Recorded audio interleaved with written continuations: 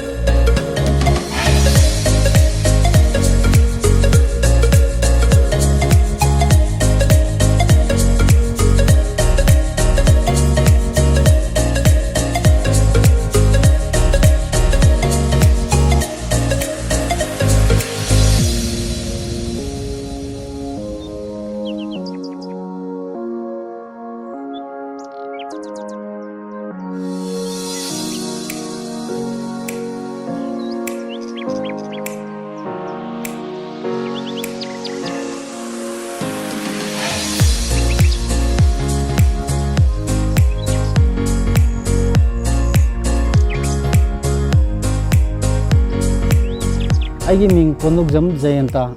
Ai Kondok Jam Ongbi TOMTV. Ayak Imphal East District ki manung san laiba Kairau block haiba adugi manung da laiba Thiang Kunjin haiba village adadagini. Aikhoina ngasi ki home farm se tawjarapa 2016 gi October November daidagi tawjaraga October daidagi de khoi tawba hawjabneba tawba hawraga na anirak ahambagi tawdringagi mamangda ai nupajina sigi hai thaji khose aina oigadra kadawai nupani ai ngamoidagi hairaga mana mathandana Loubuk sangam mari ki sangje singjida singmaida karaga ahamda songba bu si khosonga ma mi sangba ngam majanate mathandana mase thangam pairaga mana haira kholaga singjida kan haiba hore nutigi ma khongu bolam tongaga masaga je heta salak sagai yathat bakhopa tawgani aina dina manna panang tawganu haiba je ai ngamna ba ngai honane na haiba dagi mana mathandana nutigi tham makhai mu khara hena mana Loubuk sangam mari je mathandana haire ai haki family de ai ki hom tha gi basi amata yawgi de aina khangjarapda adubu aina kari gumom khaktang tawbadagi mina ngamaga aina kari ngamoidagi en haibagi galoina na singna bam galoina na hak thajakibni ki omse kang phukpa na toroga ai kaktena di phukpa ngamdamina mi khara toroga punna phukminare hoina nomagi kusumanda toroga nomoda nupa amamda lupa samni si pung 13 bukse suraga pung 6 makhai saidagi 13 bukse suraga lupa samni jani aga tha makhai mukse mana sangna tawra matungda adumuk kaino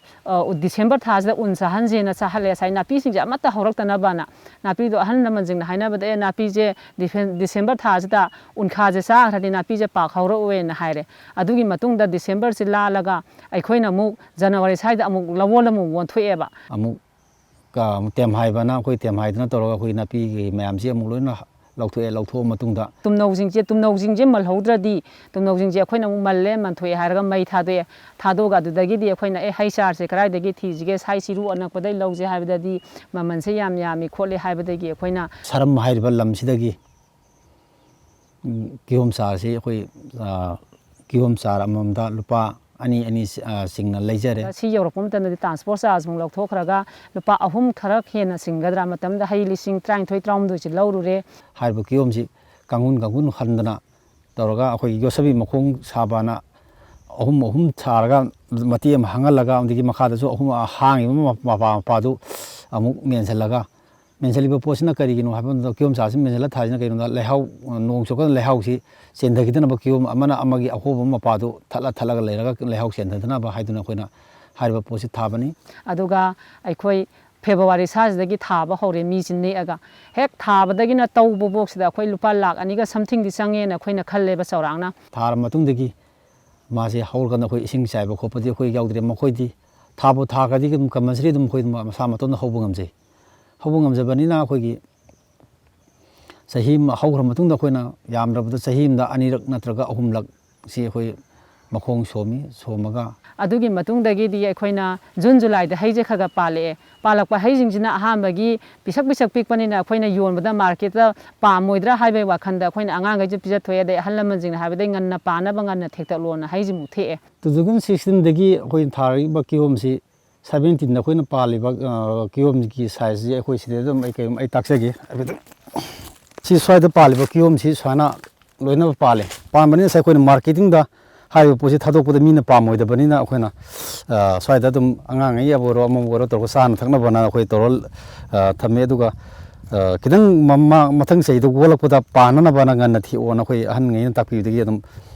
kharaga torpu degi dum kakthala ga dum sumu kiom si di khoina yom da silu da bina mathang sei dang nganna masa kolak na bidum da khoina si hai kiom si thiaga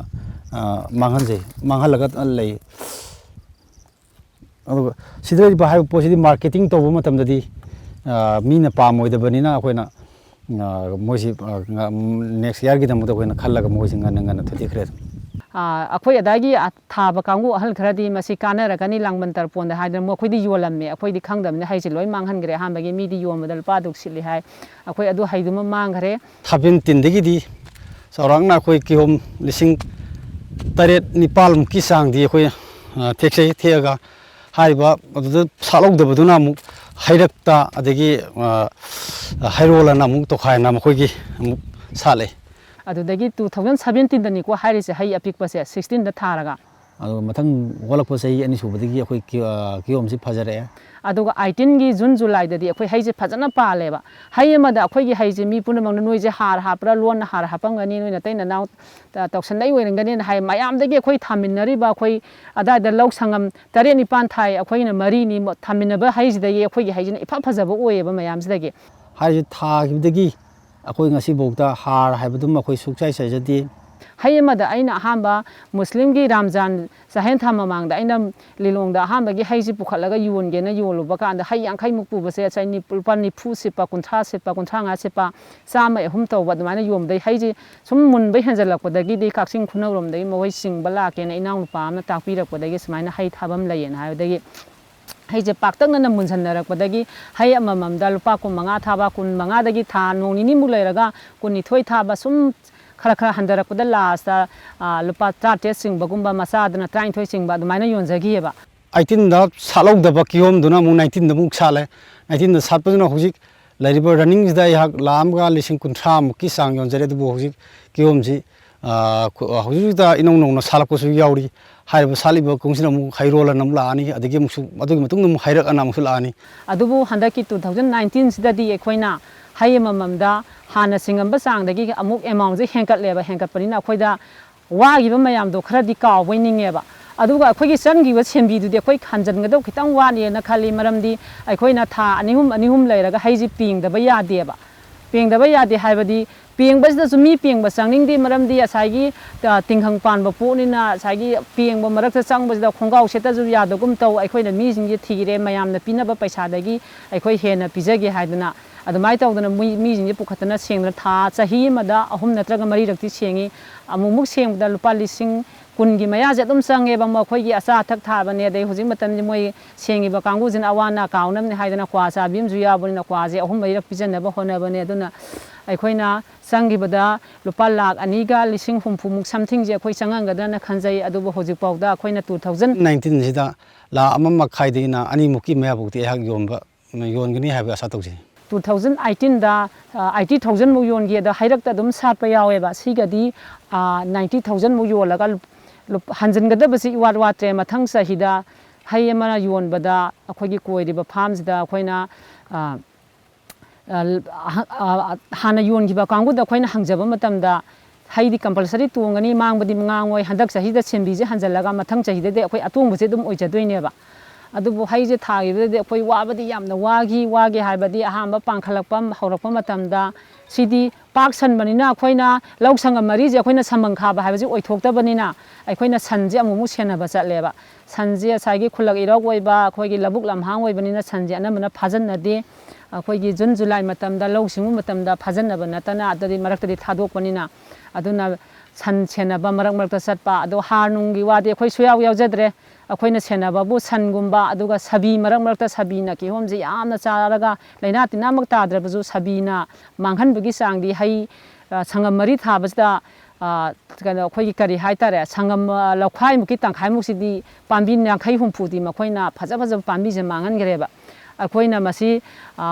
ꯍꯥꯏꯕꯗꯤ ꯁꯔꯀꯥꯔꯒꯤ ꯃꯇꯦꯡꯁꯨ ꯑꯃꯠꯇ ꯐꯪꯗꯕꯤꯗ ꯀꯅꯥꯗ ꯀꯔꯤ ꯇꯥꯟꯅꯔꯨꯗꯣꯏꯅꯣ ꯍꯥꯏꯕꯁꯦ ꯑꯩꯈꯣꯏꯅ ꯁꯥꯕꯤꯁꯦ ꯀꯔꯝꯍꯥꯏꯅ ꯍꯥꯠꯁꯤꯒꯦ ꯈꯟꯅꯩ ꯑꯈꯪ ꯑꯍꯩꯗ ꯍꯪꯕ ꯃꯇꯝꯗ ꯃꯈꯣꯏꯗꯤ ꯍꯥꯠꯄꯗꯤ ꯈꯔ ꯋꯥꯒꯅꯤ ꯈꯣꯠꯀꯅꯤ ꯍꯥꯏ ꯑꯗꯣ ꯁꯥꯕꯤꯁꯦ ꯀꯃꯥꯏꯅ ꯇꯧꯅ ꯍꯧꯔꯛꯏꯅꯣꯅ ꯑꯩꯈꯣꯏꯅ ꯍꯪꯕ ꯀꯥꯟꯗꯁꯨ ꯑꯩꯈꯣꯏꯅ ꯈꯪꯗꯕꯅꯤꯅ ꯁꯥꯏꯗ ꯑꯩꯈꯣꯏꯅ ꯎ ꯃꯪꯒꯥ ꯊꯥꯖꯤꯟꯖꯔꯨꯕꯅꯦꯕ ꯃꯗꯨꯗꯒꯤ ꯁꯥꯕꯤꯁꯦ ꯆꯦꯜꯂꯛꯄ ꯑꯣꯏꯔꯝꯒꯅꯤ ꯑꯩꯈꯣꯏ ꯎ ꯃꯪꯒꯥꯁꯦ ꯂꯣꯏ ꯐꯨꯛꯇꯠꯆꯔꯦ ꯍꯟꯗꯛꯇꯤ ꯊꯥꯗ꯭ꯔꯦ ꯑꯗꯨ ꯑꯩꯈꯣꯏꯒꯤ ꯗꯤꯄꯥꯔꯠꯃꯦꯟ ꯁꯥꯏꯠꯇꯒꯤ ꯍꯥꯏꯔꯤꯕ ꯁꯥꯕꯤꯅ ꯇꯥꯔꯒ ꯑꯩꯈꯣꯏꯒꯤ ꯍꯧꯖꯤꯛ ꯃꯥꯡ ꯇꯥꯛꯂꯤꯁꯤ ꯗꯤꯄꯥꯔꯠꯃꯦꯟ ꯁꯥꯏꯠꯇꯒꯤ ꯑꯩꯈꯣꯏ ꯈꯤꯇꯪ ꯃꯇꯦꯡꯗꯤ ꯄꯥꯝꯖꯩ ꯀꯔꯤꯅꯣ ꯍꯥꯏꯕꯗꯨꯃ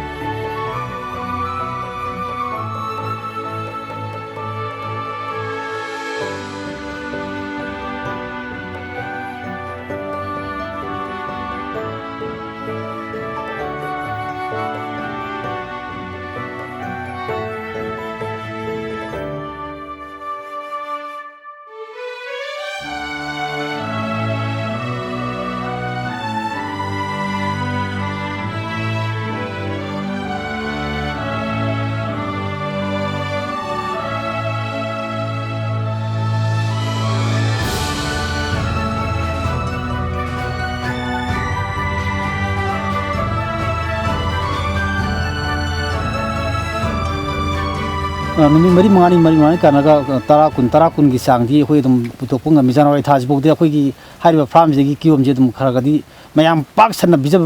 ꯉꯝꯗ꯭ꯔꯒꯁꯨ ꯑꯩꯈꯣꯏꯒꯤ ꯂꯣꯀꯦꯂꯤꯇꯤꯒꯤ ꯖꯒꯥꯁꯤꯒꯤ ꯑꯣꯏꯅꯗꯤ ꯀꯤꯍꯣꯝꯁꯦ ꯈꯔꯒꯗꯤ ꯑꯗꯨꯝ ꯄꯨꯊꯣꯛꯑ ꯆꯥꯕꯒꯗꯤ ꯂꯣꯏ ꯐꯪꯉꯤ ꯁꯨꯂꯦꯞ ꯂꯦꯞꯇꯅ ꯑꯩꯈꯣꯏ ꯍꯩꯁꯦ ꯑꯗꯨꯝ ꯊꯦꯛꯅꯤꯡꯉꯥꯏ ꯂꯩꯌꯦꯕ ꯊꯦꯛꯅꯤꯡꯉꯥꯏ ꯂꯩꯕꯁꯦ ꯑꯩꯈꯣꯏꯅ ꯄꯥꯛ ꯁꯟꯅ ꯁꯪꯒꯝ ꯃꯔꯤꯁꯤꯗ ꯉꯁꯥꯏꯒꯤ ꯍꯩ 10 ꯀꯨꯟꯒꯤ ꯆꯪꯕ ꯇꯟꯕꯗꯒꯤ ꯁꯩ 30ꯃꯨꯛꯀꯤ ꯆꯪꯕ ꯇꯟꯕꯗꯒꯤ ꯁꯩ ꯌꯥꯝ ꯌꯥꯠꯄ ꯄꯣꯠꯅꯤꯅ ꯍꯩ ꯈꯔꯗꯤ ꯑꯗꯨꯝ ꯎꯆꯦꯛ ꯌꯥꯅ ꯃꯥꯡꯕꯁꯨ ꯌꯥꯎꯋꯦꯕ ꯑꯗꯨꯕꯨ ꯑꯩꯈꯣꯏꯅ ꯃꯇꯥꯏ ꯆꯠꯄ ꯅꯠꯇ꯭ꯔꯒ ꯍꯩꯈꯣꯡ ꯁꯦꯡꯕ ꯆꯠꯄꯗ ꯊꯦꯡꯅꯖꯕ ꯈꯔꯗꯅꯦꯕ ꯑꯩꯈꯣꯏꯅ ꯎꯔꯤꯁꯦ ꯑꯩꯈꯣꯏꯅ ꯐꯖꯅ ꯃꯣꯏꯕꯨ ꯉꯥꯛꯄꯤ ꯁꯦꯟꯕꯤꯗꯅ ꯇꯧꯔꯒꯗꯤ ꯍꯩꯁꯦ ꯑꯗꯨꯝ ꯃꯇꯝ ꯆꯥꯅ ꯄꯨꯊꯣꯛꯀꯅꯦꯕ ꯑꯗꯨ ꯀꯅꯥꯒꯨꯝꯕꯅ ꯋꯣꯝꯕ ꯌꯥꯎꯏ ꯑꯩꯈꯣꯏꯗꯤ ꯋꯣꯝꯃꯒ ꯁꯨꯡꯄꯨ ꯄꯨꯊꯣꯛꯇꯦꯕ ꯃꯁꯥꯒꯤ ꯑꯣꯔꯤꯖꯤꯅꯦꯜ ꯃꯨꯜꯂꯛꯄꯁꯦ ꯄꯨꯊꯣꯛ ꯑꯩꯈꯣꯏ ꯃꯥꯔꯀꯦꯠꯇ ꯌꯣꯜꯍꯟꯕꯅꯦꯕ ꯏꯁꯥꯅ ꯌꯣꯟꯕ ꯆꯠꯂꯗꯤ ꯑꯩꯈꯣꯏꯒꯤ ꯁꯦꯟꯗꯣꯡꯁꯦ ꯑꯃꯨꯛ ꯍꯦꯟꯅ ꯂꯩꯒꯗꯕꯅꯦꯕ ꯑꯗꯨ ꯃꯤꯉꯣꯟꯗ ꯇꯞꯄꯅꯦꯕ ꯇꯞꯄꯒ ꯉꯁꯥꯏꯒꯤ ꯑꯩꯈꯣꯏꯅ ꯀꯩꯅꯣ ꯐꯦꯕ꯭ꯔꯨꯋꯥꯔꯤ ꯃꯥꯔꯆ ꯁ꯭ꯋꯥꯏꯗꯗꯤ ꯑꯩꯈꯣꯏ ꯍꯩꯁꯤ ꯃꯃꯜ ꯖꯔ ꯍꯦꯟꯒꯠꯂꯛꯑꯦꯕ ꯑꯗꯨꯒ ꯃꯨꯟꯕꯒꯤ ꯆꯥꯡꯗꯤ ꯈꯔꯗꯤ ꯋꯥꯠꯂꯛꯄ ꯑꯗꯨꯒ ꯑꯩꯈꯣꯏ ꯍꯩꯁꯤ ꯆꯍꯤꯒꯤ ꯂꯦꯞꯇꯅ ꯑꯗꯨꯝ ꯄꯨꯊꯣꯛꯆꯕꯅꯦ ꯑꯗꯨꯒ ꯅꯕꯦꯝꯕꯔ ꯗꯤꯁꯦꯝꯕꯔ ꯖꯅꯋꯥꯔꯤꯗꯤ ꯍꯩꯁꯤ ꯌꯥꯝ ꯄꯨꯊꯣꯛꯄ ꯉꯝꯖꯗꯦ ꯃꯨꯟꯗꯤ ꯃꯨꯜꯂꯒ ꯑꯗꯨꯒ ꯍꯩ ꯈ꯭ꯋꯥꯏꯗꯒꯤ ꯇꯥꯡꯕ ꯃꯇꯝ ꯑꯩꯈꯣꯏꯅ ꯈ꯭ꯋꯥꯏꯗꯒꯤ ꯌꯣꯟꯕ ꯅꯨꯡꯉꯥꯏꯕꯗꯤ ꯑꯦꯄ꯭ꯔꯤꯜ ꯃꯦꯗ ꯌꯣꯟꯕ ꯍꯩꯁꯤꯗꯤ ꯍꯩ ꯑꯗꯨꯝ ꯇꯥꯡꯉꯦꯕ ꯃꯌꯥꯝ ꯄꯨꯊꯣꯛꯅꯗ꯭ꯔꯕꯅꯤꯅ ꯑꯗꯣ ꯑꯩꯒꯤꯁꯤꯗ ꯅꯨꯡꯁꯥ ꯍꯦꯟꯅ ꯌꯩꯕꯅꯤꯅ ꯑꯦꯄ꯭ꯔꯤꯜ ꯃꯦꯗꯗꯤ ꯑꯩ ꯍꯩꯁꯦ ꯑꯗꯨꯝ ꯐꯖꯅ ꯈꯔ ꯃꯨꯟꯕ ꯍꯧꯔꯛꯑꯦ ꯑꯗꯨꯒ ꯖꯨꯟ ꯖꯨꯂꯥꯏ ꯑꯁꯤꯗꯤ ꯂꯩꯕꯥꯛ ꯄꯨꯝꯅꯃꯛꯀꯤ ꯍꯩ ꯂꯣꯏ ꯃꯨꯟꯅꯔꯛꯄ ꯃꯇꯝꯅꯤꯅ ꯍꯩꯁꯦ ꯈꯔ ꯃꯧꯊꯣꯛꯑꯦꯕ ꯍꯥꯏꯕꯗꯤ ꯃꯃꯜꯁꯤ ꯔꯦꯠꯁꯦ ꯈꯔ ꯍꯟꯊꯩꯑꯦꯕ ꯑꯗꯨꯕꯨ ꯑꯩꯒꯤ ꯖꯒꯥꯁꯤꯅꯅꯤ ꯈꯪꯗꯦ ꯏꯁꯣꯔꯅ ꯄꯤꯕꯤꯕꯅꯅꯤ ꯈꯪꯗꯦ ꯑꯦꯄ꯭ꯔꯤꯜ ꯃꯦꯒꯤ ꯂꯥꯁ ꯋꯤꯛ ꯁ꯭ꯋꯥꯏꯗꯗꯤ ꯑꯩ ꯍꯩ ꯑꯅꯝꯕꯅ ꯍꯩ ꯁꯔꯨꯛ 3 ꯊꯣꯛꯄꯒꯤ 2ꯗꯤ ꯊꯦꯛꯄ ꯂꯣꯏꯔꯦꯕ ꯑꯗꯨꯒ ꯖꯨꯟꯗꯗꯤ ꯍꯩꯁꯦ ꯏꯔꯩ ꯂꯩꯁꯜꯂꯛꯇ꯭ꯔꯦꯕ ꯑꯗꯨꯒ ꯃꯥꯔꯀꯦꯠꯀꯤ ꯇ꯭ꯔꯥꯟꯁꯄꯣꯔꯠꯀꯤ ꯆꯥꯔꯖꯁꯦ ꯑꯩꯈꯣꯏꯅ ꯄꯨꯊꯣꯛꯄꯗ ꯍꯩꯁꯦ ꯌꯥꯝ ꯂꯨꯝꯕꯅꯤꯅ ꯄꯨꯊꯣꯛꯄꯗ ꯌꯥꯝ ꯋꯥꯕ ꯍꯟꯗꯛ ꯂꯝꯕꯦꯜ ꯑꯃ ꯁꯦꯝꯕꯗꯒꯤ ꯑꯁꯤ ꯆꯪꯉꯛꯄꯗ ꯈꯤꯇꯪꯗꯤ ꯅꯨꯡꯉꯥꯏꯖꯔꯦ ꯑꯗꯨꯒ ꯑꯦꯄ꯭ꯔꯤꯜ ꯃꯦꯗ ꯌꯣꯟꯕ ꯍꯩꯁꯤꯅ ꯃꯃꯜꯁꯤ ꯑꯍꯥꯟꯕ 35ꯇꯒꯤ ꯍꯥꯟꯅ ꯑꯩꯈꯣꯏ ꯊꯥꯕ ꯍꯧꯖꯔꯛꯄꯅꯦ ꯑꯗꯨꯒ ꯍꯩꯁꯦ ꯑꯩꯈꯣꯏ ꯀꯛꯄ ꯃꯇꯝꯗ ꯍꯞꯇꯥ ꯑꯍꯥꯟꯕ ꯃꯨꯟꯕ ꯍꯧꯔꯛꯄꯗꯗꯤ ꯑꯦꯄ꯭ꯔꯤꯜ ꯃꯦꯗꯗꯤ ꯑꯩꯈꯣꯏ ꯍꯞꯇꯥꯃꯨꯛ ꯂꯩꯔ ꯀꯛꯂꯛꯑꯦ ꯑꯗꯨꯒꯤ ꯃꯇꯨꯡꯗꯗꯤ ꯖꯨꯟꯒ ꯆꯪꯁꯤꯜꯂꯛꯄꯗꯒꯤꯗꯤ ꯅꯣꯡꯃ ꯀꯥꯜꯂꯒ ꯅꯣꯡꯃꯗ ꯍꯩ 1,000 ꯊꯦꯛꯄꯒꯤ ꯆꯥꯡꯐꯥꯎꯗ ꯌꯧꯔꯛꯑꯦꯕ ꯆꯥꯡꯁꯦ ꯑꯗꯨꯒ ꯁꯨꯝ ꯖꯨꯟ ꯖꯨꯂꯥꯏꯒ ꯆꯪꯁꯤꯜꯂꯛꯑꯗꯤ ꯍꯩꯁꯦ ꯑꯃꯨꯛ ꯂꯩꯁꯜꯂꯛꯑꯔꯣꯏ ꯑꯗꯒꯤ ꯃꯨꯟꯕꯒꯤ ꯆꯥꯡꯁꯨ ꯍꯩ ꯂꯩꯔꯛꯇ꯭ꯔꯕꯅꯤꯅ ꯂꯩꯔꯛꯑꯔꯣꯏ ꯑꯗꯨꯒ ꯍꯩꯔꯛꯇ ꯁꯥꯠꯄꯁꯤꯅ ꯑꯩꯈꯣꯏꯅ ꯋꯤꯟꯇꯔ ꯁꯤꯖꯟꯗꯁꯨ ꯑꯩꯈꯣꯏ ꯍꯩ ꯈꯔ ꯑꯗꯨꯝ ꯌꯣꯟꯖꯩ ꯑꯗꯨꯕꯨ ꯁꯤꯖꯟꯁꯤꯅ ꯍꯩꯁꯦ ꯄꯥꯝꯗꯕ ꯉꯁꯥꯏꯒꯤ ꯑꯏꯪꯕ ꯃꯇꯝ ꯑꯣꯏꯕꯅꯤ나 ꯍꯩꯗꯤ ꯌꯥꯝ ꯐꯖꯔꯒ ꯃꯃꯜꯗꯤ ꯈꯔ ꯔꯦꯠꯁꯤꯃꯨꯛ ꯅꯦꯝꯊꯔꯛꯄ ꯃꯔꯛꯁꯤꯗ ꯁꯥꯟꯅꯔꯤꯕ ꯔꯣꯟꯁꯦ ꯋꯤꯟꯇꯔ ꯁꯤꯖꯟ ꯗꯤꯁꯦꯝꯕꯔ ꯅꯕꯦꯝꯕꯔꯐꯥꯎꯁꯦ ꯍꯩꯒꯤ ꯔꯦꯠꯁꯦ ꯍꯩꯗꯤ ꯈꯔ ꯄꯨꯊꯣꯛꯀꯅꯤ ꯁꯔꯨꯛ 10 ꯊꯣꯛꯄꯒꯤ ꯃꯅꯨꯡꯗ ꯁꯔꯨꯛ 2ꯒꯨꯝꯕ ꯍꯩꯁꯦ ꯄꯨꯊꯣꯛꯄ ꯃꯇꯝꯗ ꯍꯩꯒꯤ ꯔꯦꯠꯁꯤꯗꯤ ꯌꯥꯝ ꯄꯤꯛꯂꯛꯀꯅꯦꯕ ꯉꯁꯥꯏꯒꯤ ꯑꯃꯗꯨꯅ 35 ꯁꯥꯈꯤꯕ ꯃꯥꯔꯆ ꯑꯦꯄ꯭ꯔꯤꯜꯗ 35 ꯁꯥꯈꯤꯕꯁꯦ ꯃꯇꯝꯁꯤꯗ 20 ꯑꯗꯩ 18 ꯑꯗꯨꯃꯥꯏꯅ ꯁꯥꯅꯦꯕꯍꯩ ꯑꯆꯧꯕꯁꯤꯗ 35 ꯁꯥꯈꯤꯕ ꯍꯩꯁꯦ ꯑꯍꯥꯟꯕ ꯐꯥꯁ ꯄꯨꯊꯣꯛꯄꯒꯤ ꯑꯗꯨꯒ ꯑꯃꯨꯛ ꯐꯦꯕ꯭ꯔꯨꯋꯥꯔꯤ ꯃꯥꯔꯆꯀ ꯌꯧꯔꯛꯄꯗꯗꯤ ꯑꯃꯨꯛ ꯃꯃꯜꯁꯤꯃꯨꯛ ꯍꯥꯏꯒꯠꯂꯛꯑꯅꯦꯕ ꯍꯩꯁꯨ ꯈꯔ ꯃꯨꯟꯕ ꯍꯦꯟꯒꯠꯂꯛꯑꯅꯤ ꯁꯤꯒꯤ ꯆꯥꯡꯁꯤꯗ ꯂꯩꯌꯦ ꯍꯩꯒꯤ ꯃꯨꯟꯕꯒꯤ ꯆꯥꯡ ꯑꯗꯒꯤ ꯔꯦꯠꯀꯤ ꯆꯥꯡꯁꯦ 16ꯗ ꯊꯥꯈꯤꯕ ꯍꯩꯁꯤꯅ 2020 ꯍꯧꯖꯤꯛꯐꯥꯎꯁꯤꯗ 2017 ꯐꯥꯎꯗ ꯃꯈꯣꯡꯗꯣ ꯍꯩ ꯄꯥꯝꯕꯤꯗꯣ ꯂꯦꯡꯗꯅ ꯂꯩꯔꯒ 18ꯗꯒꯤꯗꯤ ꯍꯩ 2 ꯂꯣꯡꯊꯣꯔꯛꯑꯦ ꯑꯗꯨꯗꯒꯤꯗꯤ 19ꯗꯒꯤꯗꯤ ꯄꯥꯝꯕꯤꯗꯨꯃꯛꯅ ꯍꯩ 3 ꯅꯠꯇ꯭ꯔꯒ 4ꯗꯤ ꯁꯥꯠꯂꯛꯇꯣꯏꯅꯦꯕ 2020ꯗꯗꯤ ꯑꯩꯈꯣꯏ ꯀꯝꯄꯜꯁꯔꯤ ꯍꯩ 3 ꯅꯠꯇ꯭ꯔꯒ 4 ꯄꯥꯝꯕꯤ ꯑꯃꯗ ꯁꯥꯠꯂꯛꯑꯅꯦꯕ ꯍꯩꯗꯤ ꯈꯤꯇꯪ ꯄꯤꯛꯁꯜꯂꯛꯀꯅꯤ ꯑꯗꯨꯕꯨ ꯍꯩ ꯑꯃꯗ ꯂꯨꯄꯥ 10 ꯁꯤꯠꯂꯁꯨ ꯍꯩ ꯄꯥꯝꯕꯤ ꯑꯃꯗꯗꯤ ꯂꯨꯄꯥ 90 ꯅꯠꯇ꯭ꯔꯒ 50ꯁꯤ ꯄꯨꯊꯣꯔꯛꯇꯣꯏꯅꯦꯕ ꯍꯩ 19,000 ꯑꯩꯈꯣꯏꯅ ꯆꯥꯎꯔꯥꯛꯅ ꯄꯥꯕꯗ 2020ꯗꯗꯤ ꯑꯩꯈꯣꯏꯒꯤ ꯄ꯭ꯔꯣꯐꯤꯠ ꯉꯥꯛꯇ ꯂꯩꯔꯗꯕꯅꯦꯕ ꯁꯤꯗꯩ ꯁꯦꯟꯗꯣꯡ ꯉꯥꯛꯇ ꯑꯁꯥꯏꯒꯤ ꯁꯦꯡꯉꯤꯕ ꯃꯈꯣꯡ ꯁꯦꯡꯕꯒꯤꯗꯤ ꯍꯩꯗꯤ ꯀꯨꯡझꯜꯂꯛꯑꯅꯤ ꯃꯈꯣꯡ ꯁꯦꯡꯕꯗꯤ ꯄꯥꯛ ꯋꯥꯔꯛꯑꯔꯣꯏ ꯍꯥꯏꯔꯗꯤ ꯁꯦꯡꯕ ꯆꯪꯕ ꯉꯝꯃꯔꯣꯏꯕ ꯅꯥꯄꯤꯁꯨ ꯉꯁꯥꯏꯒꯤ ꯀꯨꯡझꯜꯂꯛꯑꯕꯅꯤꯅ ꯄꯥꯛ ꯍꯧꯕ ꯉꯝꯃꯔꯣꯏꯕ ꯃꯇꯥꯏꯗ ꯅꯠꯇꯅ ꯁꯤꯅꯤ ꯑꯩꯈꯣꯏꯅ ꯍꯣꯠꯅꯖꯃꯟꯒꯤ ꯑꯋꯥꯃꯟꯒꯤ 2016ꯗꯒꯤꯅ 19 ꯀꯩꯅꯣꯗ 2000ꯐꯥꯎꯗ ꯂꯩꯗꯣꯏꯁꯦ ꯑꯩꯈꯣꯏ ꯀꯤꯍꯣꯝ ꯑꯁꯤ 18ꯗ ꯂꯩꯈꯤꯕꯗꯨꯒ 19ꯗ ꯂꯩꯈꯤꯕꯁꯤ ꯗꯕꯜꯅꯤ ꯂꯥꯛꯀꯗꯣꯏꯁꯤ ꯗꯕꯜ ꯂꯥꯛꯄꯁꯤꯗꯤ ꯀꯨꯝꯁꯤ ꯂꯥꯛ 1.5 2ꯃꯨꯛꯀꯤ ꯃꯌꯥꯁꯤꯗ ꯃꯊꯪꯗꯅ ꯑꯃꯨꯛ ꯗꯕꯜ ꯂꯥꯛꯀꯗꯣꯏꯅꯤ ꯉꯁꯥꯏꯒꯤ ꯃꯆꯥꯁꯤꯅ ꯄꯣꯛꯊꯣꯛꯇꯣꯏꯁꯤꯅ ꯀꯤꯍꯣꯝ 18ꯗ ꯅꯤꯉꯣꯜ 2 ꯄꯣꯛꯄꯁꯤꯅ 19ꯗꯒꯤ ꯑꯃꯨꯛ 2ꯗꯨꯅ ꯑꯃꯨꯛ 2 ꯄꯣꯛꯑꯒ ꯉꯁꯥꯏꯒꯤ ꯀꯤꯍꯣꯝ ꯃꯄꯥꯝꯕꯤ ꯑꯃꯗ ꯌꯥꯝꯅꯕ ꯀꯤꯍꯣꯝ 6 ꯅꯠꯇ꯭ꯔꯒ 8ꯀꯤ ꯆꯥꯡꯗꯤ ꯂꯥꯛꯀꯗꯣꯏꯅꯤ ꯍꯥꯏꯔꯤꯕ 6-8ꯀꯤ ꯆꯥꯡꯁꯤ ꯂꯥꯛꯄ ꯇꯥꯔꯒꯗꯤ ꯑꯩꯈꯣꯏꯒꯤ ꯀꯤꯍꯣꯝꯁꯤ ꯑꯗꯨꯛꯀꯤ ꯃꯇꯤꯛ 18,000ꯒꯤ ꯆꯥꯡ ꯊꯥꯕꯁꯤ ꯌꯥꯝꯅ ꯃꯉꯥꯅ ꯄꯨꯔꯤꯗꯁꯨ ꯌꯧꯈ꯭ꯔꯦ 39 50 60,000ꯅꯤ ꯀꯤꯍꯣꯝ ꯁꯥꯠꯂꯦ ꯈꯜꯂꯣ ꯑꯗꯨꯒꯤ ꯍꯩꯔꯛ ꯀꯩ ꯇꯧꯔꯒ ꯁꯥꯠꯇ꯭ꯔꯁꯨ ꯂꯨꯄꯥ 10 ꯂꯥꯛꯑꯁꯨ ꯂꯥꯛ 4-5ꯒꯤ ꯀꯩꯅꯣꯗꯤ ꯑꯩꯈꯣꯏ ꯔꯤꯀꯣꯚꯔ ꯇꯧꯕ ꯉꯝꯅꯤ ꯍꯥꯏꯕꯒꯤ ꯑꯁꯥ ꯂꯩ ꯑꯗꯨꯒ ꯀꯤꯍꯣꯝꯁꯤ ꯁꯦꯕꯥ ꯀꯜꯂꯤꯉꯩ ꯃꯇꯤꯛ ꯂꯩ ꯑꯗꯨꯕꯨ ꯑꯩꯈꯣꯏꯅ ꯑꯈꯪ ꯑꯍꯩ ꯍꯥꯟꯅ ꯀꯣꯏꯕ ꯀꯥꯡꯕꯨꯅ ꯍꯥꯏꯕꯗ ꯂꯧ ꯄꯔꯤ ꯑꯃ ꯊꯥꯕ ꯃꯇꯝꯗ ꯌꯥꯝꯗ꯭ꯔꯕꯗ ꯃꯥꯒꯤ ꯀꯤꯍꯣꯝ ꯃꯄꯨꯟꯁꯤ ꯂꯣꯏꯕꯒꯤ ꯑꯣꯏꯅ ꯃꯥꯅ ꯏꯟꯀꯝ ꯂꯥꯛꯀꯗꯕꯁꯤ 12 to 13 lakhs ꯃꯣꯏ ꯑꯩꯈꯣꯏ ꯀꯝꯄꯜꯁꯔꯤ ꯃꯁꯤ ꯀꯩꯅꯣ ꯁꯦꯜ ꯑꯣꯏꯅ ꯀꯂꯦꯛꯁꯟ ꯇꯧꯕ ꯉꯝꯒꯅꯤ ꯍꯥꯏꯅ ꯑꯩꯈꯣꯏꯒꯤ ꯑꯍꯜ ꯑꯗꯒꯤ ꯂꯣꯏꯁꯜꯂꯛꯄꯗꯁꯨ ꯑꯩꯈꯣꯏ ꯍꯩꯁꯤ ꯃꯥꯡꯅꯤꯡꯉꯥꯏ ꯁꯨꯡꯂꯩ ꯂꯩꯇꯦꯕ ꯂꯩꯍꯧꯔꯤꯕ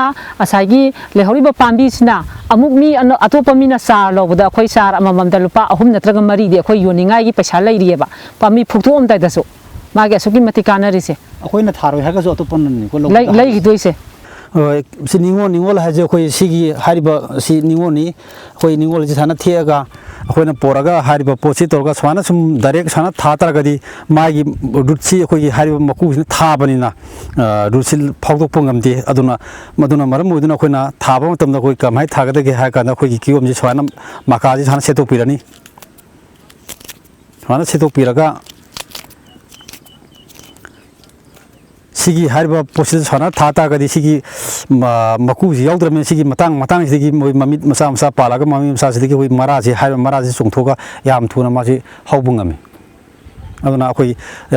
थाबा मतमदा कोई हारिबा कियोम जी स्वाना सी मना खरदी ममी खरजी सिगी मतंग जी खरजी अखोइना चिंथोगा अखोई हारिबा पोसी थाना बिदमदा कोई लोथोकनी मतमदा कोई मराजी थोगा याम थुना हाउबुंगम शक्ति तु लेजे मखोइदा सिगी खोक्ता तागदी हाउबु याम वाई सी अखोई ममांगी हेक थाबा हवा हई पांबीदु नते सिगिसिना ममांगी थागी मतुंग मागी निंगोन दु सी ओइरे अदुगा मथंग हतकी सही अहुम सुरे अहुम सुबसिदा सिगी हई पांबीसिना कोइबा मसासी निंगोन जी अम्मा अनि अहुम मरी मंगा कोए मंगा सी मथंग सही पालकपददी यामदबदा सिगी हई पांबी असिना अखोई हई मंगा सिमंगा हई अहुम दी कमनसरी नत्रगा मरी दी कमनसरी पालनी अदुना पोथोक हेना पुथोक यामना हेना हई जे मथंगदि यामना पोथोक याम हेना पुथोक मसिगी हईसिना अखोइगी हई जी मयाम हुजिक मुनगिबा मयाम लोइ थेंगनर मतुंगसिदा पालकपा हईनी मसि मतम चाना अखोइगी हई जी कमाय मतम चाना पालहौदबा मयाम थाबा काना मा निंगोन खत पिकपा खोपा नत्रगा हेना ngana पानिबगुंबा अदुना माजी मतम छोरपदगी हैरोन ओइना पालकपनी पालैबा हैरोन जे अखोइगी हुजि लंगबन थाम अदुं अदा अक्टोबर साइगी जिदा मु योनबा यानाबा मासे मफुंग मरै फारगा मतमदुदा मु योनदोरिबा हैनी अखोइगी कियोम थेपा मतमदा अखोइगी ममांगे अहनगै तौदि संगायना मा अखोइगी थांग सुरि दं तोरगा पोंथोकपा अमखक लेरमि अदु थेम अखोइना हुजिदि कयाना अदुदु कया हाना सिजनरको नतमिना हैतमिना थांगेमदा हारकाना अखोइ साना थांगोन दं तोरगा माया थांगे अदुगा सोनाकन सु माया पालाले अदुना अखोइ सम हान थिंगेला गग सिंगा अमवान समुक्ता मोजि फप पुखलागा अखोइ साना तोर थि अदुगा कियोम सि थेबो दमदा अखोइगी क्वीन भेराइटी ओइबनिना सै तिंखंग यावबनिना खोंगुप तोंगे अदगी खोंग मजा हापे खोंग मजा हात्रदि अखोइ हुगल स्वाइ जगासे याम याले खोंग मजा यावद्रगना अदना सैगी सेकेंड थोरांग इसाता सोक्तना बिदमदा खोंग मजा तौरगा अखोइ फुरि सांग के लिलगा अखोइ तौगे अदुबो डिपार्टमेंट की साइड जो अखोइगी तंगाइ फदना अखोइगी खुद ग्रोप हैंड ग्रोप कुंबा के मुसो अखोइ किदंसु पामजै अखोइना तौरिबा सिमाइना मी अतैजु होनमिनदुना इसा इसु सेमिनदुना लबुक हांगदुना लेरिबा लबुक लमहांग पुनमक्सि पुक्संग संगंदुना तुंगी सेंथोक लंबी इसा इसुगी दमक्ता होनमिनजे हाइबसे आई तुम टीवी की माइकाइदा आई फोंदोकसरी अखोइगी कियोम थाबा अमम तौबा असिदा होनबा हाइबसि करिगुंबा मियाम दैना पिजिनबा मेसेजनि होनबा हाइबसि करिगुंबा पोलम सिंगनबा अमगा लोइनाना तौद्रगदी अखोइ मियोइबासि माइ पापा ngamdi aduna अखोइ सिंगनबा अमगा लोइनाना मिपुंग खुदिमक होनमिनसि कियोम थाबा ओरो उवा थाबा ओरो तौरगा अखोइ पुन्ना सेंथोक लंबि हेना लेनाबा साखोत खोंथांदा मणिपुरसि मियाम अतोप स्टेटि हेना मांगिं थाना साखोत नबैदमक्ता टोम टीवी की खुथांदा थमजे।